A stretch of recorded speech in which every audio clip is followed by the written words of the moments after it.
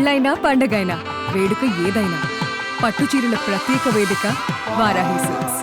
నమస్తే, welcome to Suman TV. నేను పద్మిని. ప్రస్తుతంతో పాటు ప్రముఖ ఆధ్యాత్మికవేత్త, ప్రముఖ న్యూమరాలజిస్ట్, లక్ష్మీ నరసింహస్వామి ఉపాసకురాలు శ్రీమతి స్రవంతి గారు మనతో పాటు ఉన్నారు. మాట్లాడదాం అక్క. నమస్తే అక్క.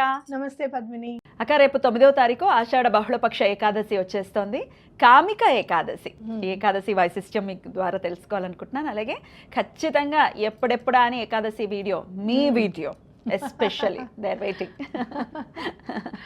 వెయిటింగ్ అంటారు కదా, అట్లా they are waiting. Thank you. Pleasure is ours. So ఎట్లా యూటిలైజ్ చేసుకోవాలి ఈ రోజుని? మరి ఈ కామిక ఏకాదశి విశిష్టత ఏమిటి? పేరులో ఉన్నట్టుగానే కోరికలు నెరవేరుస్తుందా? ఏం చెయ్యాలి? దీపాలు, అలాగే స్విచ్ వర్డ్ స్పెషల్గా చెప్తూ ఉంటారు, వేదిక్ స్విచ్ వర్డ్, ఇవన్నీ చెప్తారా? తప్పకుండా చెప్తాను పద్మిని. భగవంతుడు ఎంత కరుణా సముద్రుడు అంటే, అపార కరుణా సింధు అని మనం చదువుకుంటాం కదా పరమాచార్య గారి గురించి. అవును. అంత అపార కరుణా సింధం అంటే ఏంటంటే, మనకున్న కష్టాలన్నీ కూడా ఎలా తొలగింప చేయాలి అని చెప్పి ఆయనే మళ్ళీ చెప్పడం, అరే ఈరోజు ఇది చేస్తే ఇది మంచిదిరా అంటే, ప్రకృతిని భగవంతుడు కూడా మర్చిపోలేదు అని చెప్పడానికి ఈ ఏకాదశి వ్రతం అనేది ఒక ప్రత్యక్ష నిదర్శనం మనకి. ఎన్నో రోజులు ఉన్నాయి, కానీ 11th డేనే ఎందుకు తీసుకున్నారు అంటే గనక, యూనివర్స్లో ఆ రోజు చాలా ప్రత్యేకమైనది. ఆ రోజు మనం గనక అంత ప్రత్యేకమైన రోజు గనక మనం డిసిప్లిన్ పరంగా మనం కాస్త బాడీని కొంచెం మనం చెప్పినట్టుగా వినేటట్టు చేసుకుంటే కనుక మిగతా అన్ని రోజులు అది మన మాట వింటుంది అని మనం చెప్పుకోవచ్చు అనమాట. ఎక్కడైతే ఏకాదశి తప్పకుండా చేస్తారో ఆ ఇంట్లో అనారోగ్యం అనేది ఉండదు అనేది మనం గుర్తుపెట్టుకోవాలి. ఉన్నా కూడా చాలా ఉత్తమ గతులు లభిస్తాయి వాళ్ళకి అని చెప్పి కూడా మనం గుర్తుపెట్టుకోవాలి. అయితే కామిక ఏకాదశి అంటే ఏంటంటే, ఒరే మీకు ఏమైనా కోరికలు ఉన్నాయా రండి తీర్చేస్తాను అని చెప్పి స్వామివారు అంటారనమాట. మరి ఈ రోజు మనం ఏం చేయాలి అంటే ఉపవాసం ఉండాలి ఒకటి. అలాగే ఇది చాలా ఇంపార్టెంట్ ఏకాదశి అని చెప్పి మనం గుర్తుపెట్టుకోవాలి. ఎందుకంటే చాతుర్మాస దీక్ష మొదలైన తర్వాత ఈ 4 నెలలు వచ్చే ఏకాదశులు చాలా పవిత్రమైనవి అని మనం గుర్తుపెట్టుకోవాలి. సో ఖచ్చితంగా అన్ని నియమాలు పాటిస్తూ చేసుకోవాలి. చక్కగా తెల్లవారు మార్నింగ్ లేచేసి చక్కగా తలార స్నానం చేసుకొని, అలాగే ఇంట్లో చక్కగా దీపాలు పెట్టుకొని ప్రత్యేకమైన ముగ్గులు వేసుకుంటే చాలా మంచిది. ఎటువంటి ముగ్గులక్క? స్వామివారి అడుగులు వేయచ్చు, లేదు అంటే కనుక స్టార్ కి సంబంధించింది వేసుకోవచ్చు. ఇట్లాంటివి ప్రత్యేకమైన ముగ్గులు ఏవైనా సరే వేసుకుంటే కనుక చాలా మంచిది. మీకు ఒక్కటి చెప్తాను, పాదాలు ఉంటాయి, ఈజీగా చెప్తాను మీకు. స్వామివారి పాదాలు వేసుకుంటే చాలా మంచిది ఏకాదశి నాడు. మనం కృష్ణాష్టమి రోజే వేసుకుంటాం, కానీ ఏకాదశి నాడు కూడా స్వామివారి పాదాలు వేసుకుంటే చాలా మంచిది. ఇలా పెట్టుకుంటే పాదం వచ్చేస్తుంది. ఇది ఉంది చూసారా, బియ్యపిండిని చక్కగా నీళ్ళల్లో కలిపేసేసి కన్సిస్టెన్సీ కొంచెం మన దోశల పిండి ఉంటుంది సార్, ఆ కన్సిస్టెన్సీలో ఉండాలన్నమాట. కొంచెం వడగొట్టుకుంటే చాలా లిక్విడ్ లాగా వస్తుంది. దానిలో ఈ చేతిని ఇట్లా ముంచి ఇట్లా ప్రింట్ వేయాలి. ప్రింట్ వేస్తే పాదం వచ్చేస్తుంది. ఈ 5 ఇలా బొట్లు పెట్టేసడమే, అంతే, అదే పాదం. అది మీరు ఇంకా ఒక 2 పాదాలు వేసుకొని స్వామి చుట్టూరా తిరుగుతున్నట్టు వేసుకోవచ్చు, తులసి చుట్టూరా తిరుగుతున్నట్టు వేసుకోవచ్చు, అలాగే మీ పూజ రూమ్ లోకి వెళ్తున్నట్టుగా వేసుకోవచ్చు. చక్కగా ఎలా మీ ఇష్టం. ఇంకా ఒకవేళ మాది వైట్ కలర్ టైల్స్ అండి, కనపడదండి అని అనుకుంటే హోలీ కలర్ ఉంటుంది చూడు, ఆ హోలీ కలర్ తో కూడా పాదాలు వేసుకోవచ్చు. గులాల్ స్వామి ఎప్పుడు ఆడుకుంటూనే ఉంటారు కదా, ఇంకా గులాల్తో నైట్ అంతా వసంతోత్సవం అని చేస్తూ ఉంటారు కదా అక్కడ, ఎప్పుడు చేస్తూనే ఉంటారు. కాబట్టి ఆ గులాల్ ని కూడా యూస్ చేసుకోవచ్చు అనమాట. పాదాల గనక వేసుకుంటే స్వామి ప్రత్యక్షంగా ఆ రోజు మన ఇంట్లో ఉన్నట్టే లెక్క. ఎట్లా ఒక 2 అట్లీస్ట్ వేసుకోండి. 2 పాదాలు పూజ రూమ్ లో వేసుకోండి, బయట వేసుకోండి, తులసి చెట్టు దగ్గర కంపల్సరీ వేయండి. ఎందుకంటే ఆవిడకి ఇష్టం కదా, స్వామి అంటే చాలా ప్రాణం ఆవిడకి. నా దగ్గరే ఉన్నాడు అనుకుంటున్నారు. ఓకేనా? ఓకే అక్క. అయితే తులసి దేవుడి గదిలో వేయాలి అంటే నాకు డౌట్ వచ్చింది. ఇప్పుడు గట్టు మీద ఉంటున్నాయి కదా అన్ని దేవుడి గదులు కూడా, పాదాలు ఎటు ఉండాలి అంటే ఆయన లోపలికి వెళ్తున్నట్టు ఉండాలా? మనం లోపలికి వెళ్తున్నట్టే ఉండాలి, అంతే. ఆయన బయటకు వస్తున్నట్టుగా ఉండకూడదు, పంపించినట్టే ఉండాలి. ఆయన మాకు, మనం ఆయనకి, ఆయన మనకి బంధుత్వం ఉంది, బంధీలం అయిపోయాం, అంతే. ఓకే చెప్పండి. అట్లా ప్రేమతో ఉంటే, ప్రేమ ఎక్కడ ఉంటే కృష్ణుడు అక్కడ ఉంటాడు అనేది మనం గుర్తుపెట్టుకోవాలి. మీ ఇష్టం. ఇంకా దీపాలు ఎలా పెడతారు, 11 దీపాలు పెట్టడము, స్వామి వారికి నివేదన ఏం పెట్టుకుంటారు, ఇవన్నీ మీ ఇష్టం అనమాట. ఇంకా పాలు వెన్న ఏమన్నా పెట్టుకోవచ్చు. అయితే కోరిక తప్పకుండా తీరుతుంది. కానీ కామిక ఏకాదశి నాడు ఏమీ కోరకుండా కేవలం తులసి దళం సమర్పించి, ప్రతి ఏకాదశి నిన్ను కోరేదేగా స్వామి, ఈసారి నువ్వేం ఇవ్వాలనుకుంటున్నావు అది ఇచ్చే అని చెప్పి దండం పెట్టుకుంటే ఎటువంటి పరిస్థితుల్లోనూ అన్ని సమస్యలు తీరిపోతాయి. Goose bumps. నీకేం కావాలి అని అడిగారు అనుకో, స్వామి మీ ఆశీర్వాదం అని అన్నా మొన్న నేను. ఒకళ్ళ దగ్గరికి వెళ్తే, గురువు గారి దగ్గరికి వెళ్తే, ఎవరా గురువు గారు చెప్పండి, ఏం మాకు చెప్పరండి. చెప్తాను. ఈ జగద్గురువు గురించి మాట్లాడుకుని అక్కడ గురువు గారి గురించి కూడా చెప్తాను.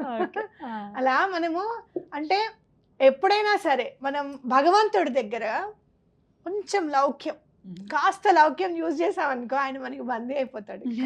అదే కదా సావిత్రి అదేగా అడుగుతుంది, ఏం కావాలి అని అంటే నన్ను దీర్ఘ సుమంగళి భవ అని దీవించు అని అంటుంది. అంటే ఆ లౌక్యం అనేది కూడా స్వామే స్ఫురణకి తీసుకురావాలి అనేది గుర్తుపెట్టుకోవాలి. ఇట్లా మనం ఒక 10 నిమిషాలు మనం మాట్లాడుకున్న వీడియో వాళ్ళు చూస్తున్నారు అని అంటే ఆ స్ఫురణకి తీసుకురావడానికి మాత్రమే ఈ వీడియో చూసాము అనేటట్టుగా వాళ్ళకు కూడా అనిపించాలి. అందుకే ఎలా దండం పెట్టుకోవాలో కూడా నేను చెప్తున్నా. కామిక ఏకాదశి నాడు సరే అన్ని కోరికలు తీరుస్తావు, ఈసారి నేను ఏమీ అడగను, ఈ 2 చేతుల దండం పెట్టి ఈ తులసి దళాన్ని నీకు సమర్పిస్తున్నాను, ఈ తులసి మాల నీకు సమర్పిస్తున్నాను, నువ్వేమి ఇవ్వాలనుకుంటే అది ఇవ్వు, మంచిగా చేస్తావుగా నాకు అని చెప్పి ఆయనకు దండం పెట్టుకొని అంత ప్రేమతో ఆయనను చూసుకుంటే కనుక ఎటువంటి పరిస్థితుల్లోనూ మీకు పని అవుతుంది అనేది గుర్తుపెట్టుకోవాలి. ఓకే, అలాగే దండం పెట్టుకుంటాము. అయితే ఉపవాస నియమాలు, అలాగే మరుసటి రోజు ఎప్పుడు పారణ చేయాలి అంటే ఎప్పుడు భోజనం చేయాలి, అలాగే స్విచ్ వర్డ్ ఇవి కూడా చెప్పండి అక్క. తప్పకుండా చెప్తాను. ఉపవాసము అని అంటే గనక అన్నం తినకూడదు, రైస్ అనేది ఏకాదశి నాడు పూర్తిగా త్యజించాలి. టిఫిన్లు తినండి. మరి డయాబెటిక్ పేషెంట్స్ కానివ్వండి, హై బీపీలు లో బీపీలు ఉన్న వాళ్ళు మాత్రం కాస్త టిఫిన్ తిని ఉండండి, పాలు తాగి టిఫిన్ తిని ఉండండి. అలా లేదు మేము ఉండగలుగుతాము అని అనుకుంటే గనక పూర్తిగా తినకుండా కూడా ఉండొచ్చు. అలాగే నెక్స్ట్ డే పాలన సమయం ఎప్పుడు అని అంటే 8 గంటల లోపల, పొద్దున్న 8 గంటల లోపల మీ పనులన్నీ అయిపోవాలి. మీరు తినడం అంతా కూడా భోజనం కూడా అయిపోవాలి. టకటక మార్నింగే 5 o'clock లేచేసి ఇల్లు అంతా తుడిచేసుకొని స్నానం చక్కగా తలారా స్నానం చేసేసి స్వామివారికి నివేదన తయారు చేసుకొని అదే స్వామివారికి సమర్పించి మీరు తింటే చాలా మంచిది. అద్భుతం అక్క. అయితే ఏకాదశులకి మరి ఖచ్చితంగా మీ స్విచ్ వర్డ్ చదువుకోవటం అనేది మాకు అలవాటే. ఏ స్విచ్ వర్డ్ చదువుకోమంటారు? చాలా చిన్న వర్డ్ చెప్తాను, చాలా రిలేటెడ్ టు అంటే కృష్ణుడు అనమాట, విష్ణుమూర్తికి సంబంధించింది. జ జా, ఓన్లీ జా, ఓన్లీ జా. ఓకే, జా అని అనుకుని ఈ పని చేసి పెట్టు స్వామి, జా జా జా అని జస్ట్ 108 times మీరు అనుకుంటే విష్ణుమూర్తి యొక్క ఆరా, ఆ ప్రెజెన్స్ని మీరు ఫీల్ అవుతారు ఖచ్చితంగా. జా వర్డ్లో అంతుందన్నమాట. ఏముందండి ఒక్క అక్షరంలో అంటే కనుక ఆ ఒక్క అక్షరంలోనే బోర్డు ఉందన్నమాట. శ్రీలో లక్ష్మి ఉంది, జాలో విష్ణువు. అద్భుతం, బ్యూటిఫుల్. జాలో విష్ణు ఉన్నాడు కాబట్టి జా అని అనుకుంటే చాలు. దీనిలో మీరు ఫైన్ రీచ్ కూడా యూజ్ చేయొచ్చు. జా ఫైన్ రీచ్, జా ఫైన్ కౌంట్, డివైన్ నౌ. అలా జాతో మీకు సంబంధించిన స్విచ్ వర్డ్స్ ఏమన్నా ఉంటే కూడా జా, కాన్వలెక్సా, ఇట్లా. కాన్వలెక్సా అంటే చాలా డబ్బు రిలేట్ చేసుకోవచ్చు అనమాట. జా వల్ల చాలా బెనిఫిట్స్ ఉంటాయి. మీ ఫస్ట్ మీకున్న రూట్ చక్రాలో ఉన్న మలినం అంతా కూడా క్లియర్ అయిపోతుంది అనమాట. జా అంటే నువ్వు చూడు, జా నువ్వు ఎక్కడి నుంచి వస్తుంది? జా కింద నుంచి, నాభిస్థానం నుంచి వస్తుంది. జా అంటే ఏంటంటే ప్రాణం ఎక్కడైతే ఉంటుందో, ఈ ప్రాణం అనేది ఎక్కడి నుంచి అయితే స్టార్ట్ అవుతుందో అక్కడ ఉందన్నమాట. అది మొత్తం అంతా మొత్తం వ్యాపిస్తుంది అనమాట. ఇక్కడ ఉన్న నర్వ్స్ అంతా మొత్తం అంతా వ్యాపిస్తాయి కదా. సో అక్కడ మనం ఆ ఎనర్జీ అంతా మన బాడీ అంతా కూడా వ్యాపింపజేస్తుంది అనమాట. చాలా బాగా పనిచేస్తుంది. ఆ ఎనర్జీని, స్వామివారి ఎనర్జీని మీరు తప్పకుండా అంటే ఫీల్ చేయగలుగుతారు. You can observe the aura of lord Vishnu. చాలా అద్భుతంగా తెలియజేశారు. ఇంకా అది అలాగా 108 టైమ్స్ కానీ అలా చాంట్ కూడా చేసుకోవచ్చు కదా. చేసుకోవచ్చు. హా. మీరు ఈ మధ్య ఈ పాట విన్నారా? జగన్నాథ్ చకానయన జగన్నాథ్ విన్నాను. చకానయన नीला चलवाले तू न संभाले तो हमें कौन संभाले. ఎంత ఎనర్జీని ఇస్తాడంటే దేవుడు. చక్కగా ఎంత పాడారో ఇంకో 2 లైన్లు పాడండి వింటాం. అదే నేర్చుకుంటున్నాను. నిజంగా బాగుంది. అది అది అంటే మీరు ఎలా ఎనర్జీని ఎట్లా ఫీల్ అవుతారు మీరు అని అనుకుంటే కనుక అది విన్నప్పుడు నాకు డాన్స్ చేయాలనిపించింది అనమాట. ఈ పాటకి డాన్స్ చేయాలి అని. తర్వాత కూడా డాన్స్ స్టెప్స్ కూడా చూసే ఉంటావు కదా. తూనే సంభాలేతో అదే డాన్స్ స్టెప్స్ నేను చూడకుండానే నా మైండ్లోకి వచ్చాయి. ఇలా చెయ్యాలి ఈ స్టెప్ అని.